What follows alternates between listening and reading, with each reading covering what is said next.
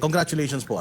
Marami pong natuwa ng mga netizens compared nung unang hearing natin. Maraming natuwa ngayon sa hearing ninyo dahil tinayuan nyo po yung inyong prinsipyo, hindi po kayo nagpa-intimidate doon sa mga senators na mas senior po sa inyo.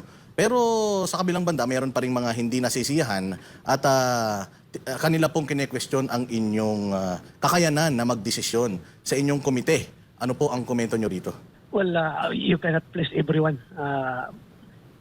Anyway, I am not here to please them. I am here to perform my mandate and to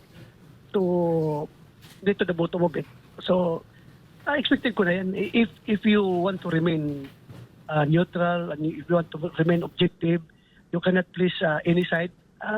Sigurado you expect that both sides will gang up on you kasi hindi nila nakuha yung gusto nila. So, ganoon talaga. Expected ko na I cannot please everyone.